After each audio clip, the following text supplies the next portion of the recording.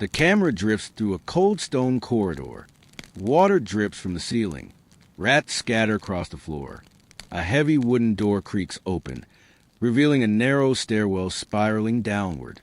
The deeper we go, the darker it becomes. Viewers can almost feel the chill of the air pressing against their skin.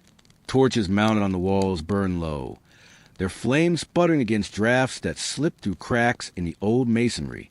Welcome to the medieval torture chamber, a place where justice was twisted into cruelty, where mercy was a foreign concept, and where men and women were reduced to screaming shadows of themselves. These were not prisons in the modern sense. They were theaters of pain, carefully designed to instill terror, not just in the victim, but in anyone who dared to question authority. Imagine the mindset of the time. Rulers and inquisitors believed that pain revealed truth. Confessions extracted under agony were treated as gospel, even though most of them were the desperate cries of broken souls. These chambers were not hidden accidents of history. They were deliberate instruments of control. As the camera pans across iron shackles dangling from the walls, we see gouges carved into stone by fingernails, desperate marks of those who try to hold on, even as their bodies betrayed them. Tonight, we will step inside these rooms of torment. We will not just list the devices, but bring you face to face with the methods that made prisoners beg for death. The camera tilts upward, revealing a massive wooden frame with ropes and rollers at either end. At first, it looks like a carpenter's bench, until we realize its true purpose. This is the rack, one of the most infamous torture devices of the medieval world. Prisoners were laid flat, wrists tied to one end, ankles to the other.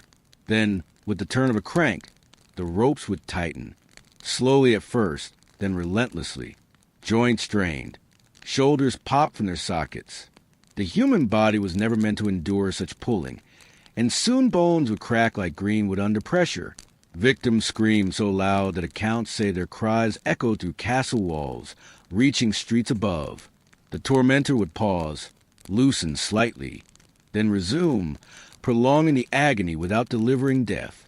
But the rack had another insidious purpose, breaking not just bodies but spirits. As tendons snapped and limbs became useless, prisoners often confessed to crimes they had never committed, anything to make it stop, and the authorities knew this. Inquisitors documented these confessions as proof of guilt, parading them as triumphs of truth. Imagine lying there, feeling every muscle tearing apart, knowing that the more you screamed, the closer you came to admitting things you never did. Death might have been a release, but the rack was built to keep you alive as long as possible, dangling you in the purgatory between breath and silence. In a dim alcove stands what looks like a sarcophagus, tall and narrow.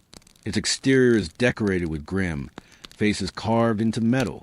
But inside lies a true horror, rows of sharpened spikes, angled just enough not to pierce vital organs.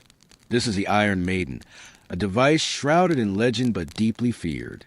A victim will be forced inside, the doors closing slowly, spikes pressing into flesh. Not enough to kill outright, but enough to stab, to puncture, to bleed. Breathing became agony, movement impossible. Every tiny shift drove the metal deeper into muscle. Hours, sometimes days, of this torment awaited the condemned. The Iron Maiden was not about extracting confessions. It was about spectacle.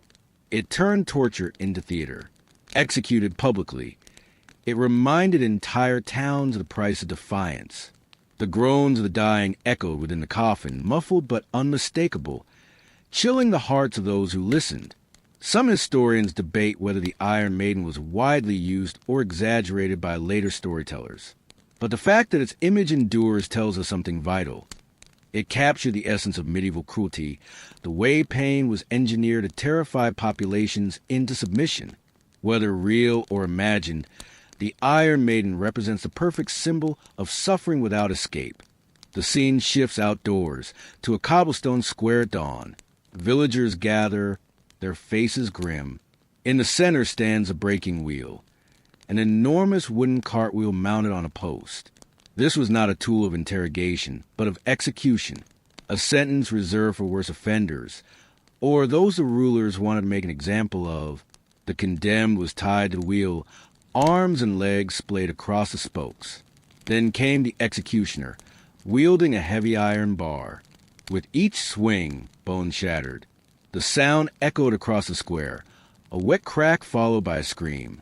One by one, limbs were broken, twisted into grotesque shapes. Sometimes the executioner showed mercy by striking the chest last, shattering the ribs and puncturing the lungs to hasten death. Other times, the condemned was left alive, broken and bleeding, until exposure or birds picked apart the remains. But the wheel was more than death, it was theater. The mangled bodies were left displayed for days, a grim warning to anyone who dared defy the crown or the church. Children were forced to look. Merchants carried on their trade with the sight looming over them. It was cruelty turned into a civic lesson, carved into the collective memory of townspeople. Back underground, the camera reveals a pyramid-shaped seat mounted on a tall frame.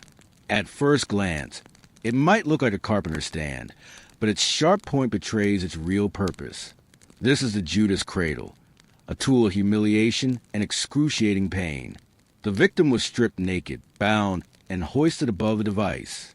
Then, slowly, they were lowered onto the sharp pyramid, the tip pressed into the most sensitive parts of the body. Every movement, every shift in weight drove the point deeper.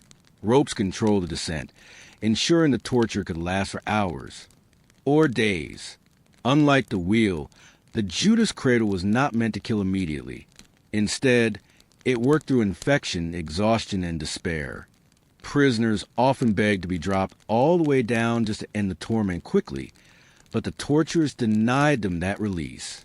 Worse still, the cradle was a weapon of shame.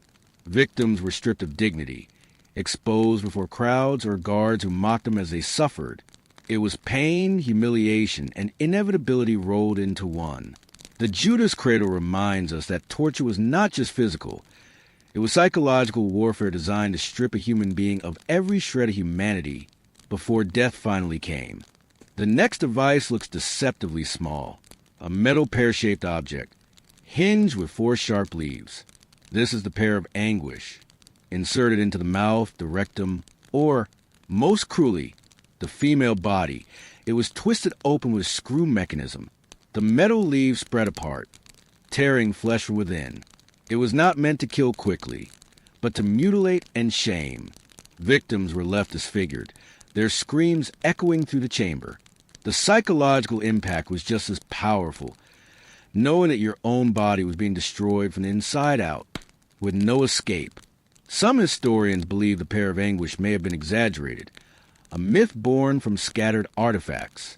But like the Iron Maiden, its enduring presence in history books reveals something about the human imagination. People believed such cruelty was possible, and that belief itself was enough to terrify entire generations.